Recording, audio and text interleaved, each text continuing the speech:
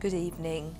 A mother has broken down in tears as she spoke of the horrifying moment she found her baby daughter dead in a cot at the family home in Sussex. A coroner has already issued a safety warning about the crib.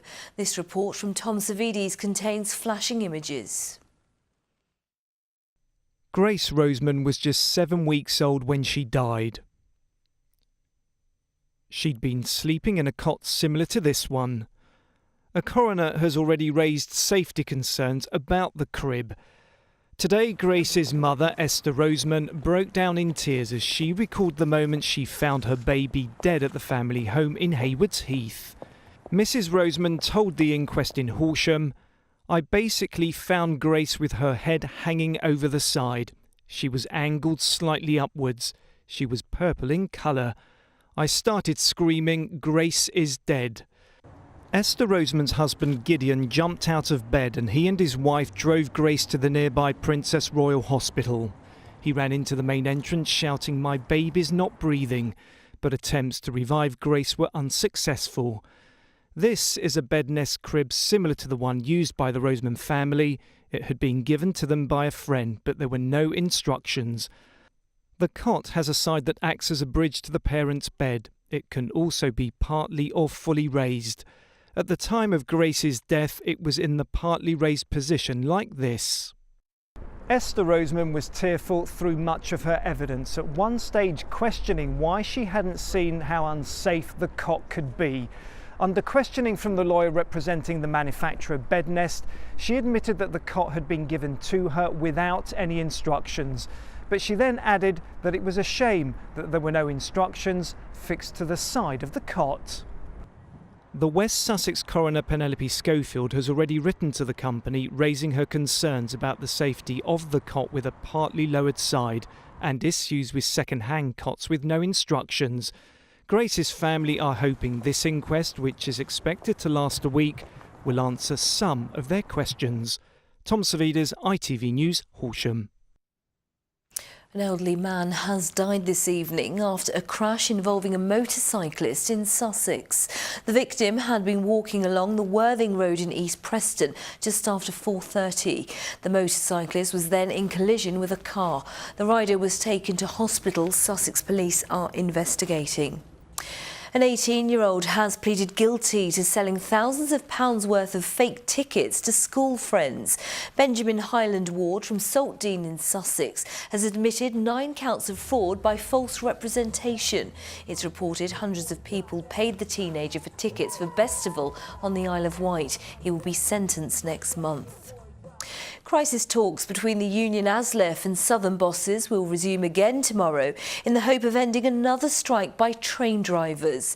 Both sides spent the day locked in a room and the latest round of strikes are crippling the network with no trains running at all and another walkout planned for Friday. Malcolm Shaw reports. Nowhere are the effects of the ongoing dispute being felt more keenly than in small towns like Seaford in Sussex, left without any train service at all once more as the strike by ASLEF went into its second day. And that made life very difficult for people like Sam Taylor. Sam regularly commutes to Brighton to work as a web designer. Without this service, it's been extremely difficult for my professional life to go to work and meet deadlines and get things done for my clients. This morning Sam was lucky he was able to board a bus instead, but they're often so full there's no room for his wheelchair. All of Southern's train services have been cancelled today. That's more than 2,200. This was the scene at Lewes, the railway station at a complete standstill. Bad news not just for passengers, but for the many businesses which revolve around them. It's been a hugely long, laborious time for us. I think everyone's struggling and I think everyone's getting a little irritated about it now. Yes. What do you think needs to be done to sort it out? Heads need to be knocked together. The University of Brighton has campuses here on the edge of the city and in Hastings and Eastbourne. Usually staff and students are encouraged to travel by train rather than car, but that's just not an option during the strike. We can't get to our lectures, we're missing trains to go home over Christmas. It's been really difficult trying to get home. I've constantly had delayed trains. On a normal day, Southern carries around 1/3 passengers. The financial impact of the dispute is mounting. It's estimated the industrial action is costing £50 million in lost fares and compensation payments. But that cost is borne by the taxpayer, not the rail operator, because of the unusual way its franchise operates. Tomorrow, at least, there should be some service, but with many trains in the wrong place, more delays and cancellations are likely. Malcolm Shaw, ITV News, Lewis. More about the strikes and all of tonight's stories on our website. Just go to itv.com/Meridian. The mother of a Dorchester teenager who drowned after a night out is warning others that alcohol and deep water is a lethal combination. 18-year-old Louis Harris's body was pulled from Weymouth Harbour 9 months ago. His mother is facing her first Christmas without him. Duncan Slightholme has our report. Louis's mother describes the last 9 months as a terrible journey. She's sharing her story, hoping to save other young lives.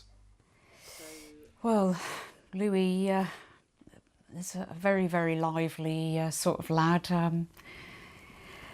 Great sense of humour, known as a bit of a prankster at school.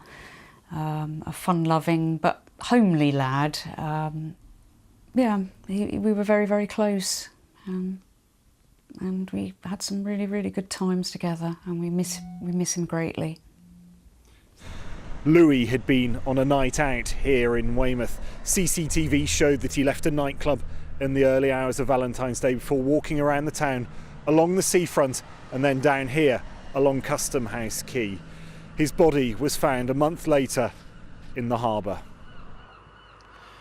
Louis's family say they may never know how he ended up in the water, but they know he'd been drinking and they know he'd been walking along the harbour side. Basically, if you've got alcohol, deep water, and you're on your own, it's a lethal combination.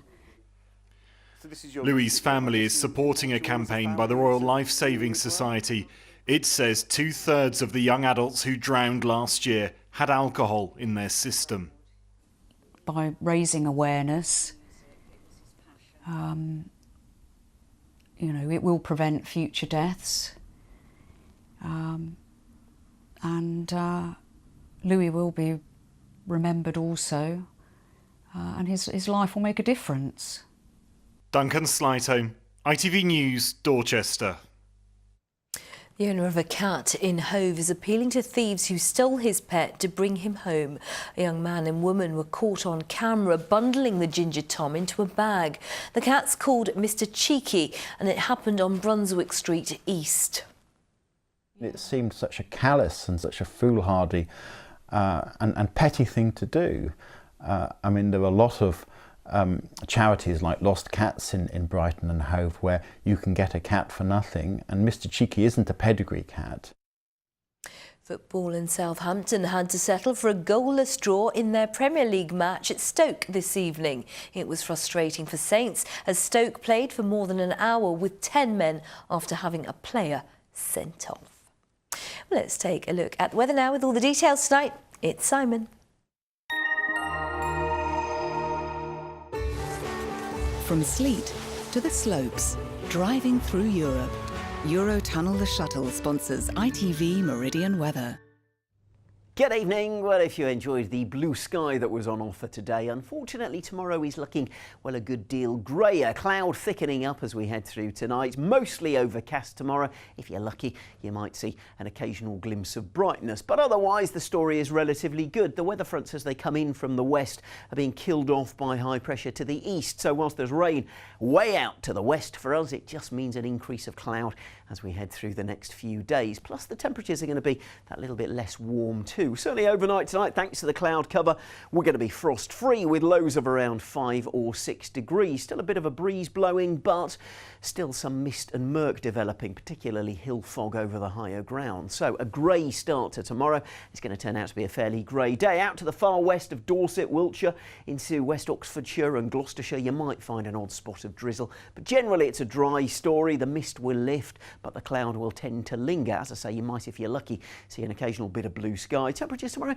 down on the last couple of days, but still peaking in double figures. Wind that little bit stronger, gusts of around 15 miles an hour, quite likely along the coast and around the Isle of Wight. Eurotunnel the Shuttle sponsors ITV Meridian weather. And that's it for now. We're back during Good Morning Britain from 6 o'clock tomorrow morning. Do join Amanda for that. But from the late team, thank you for your company this evening. We will see you tomorrow. Bye-bye for now.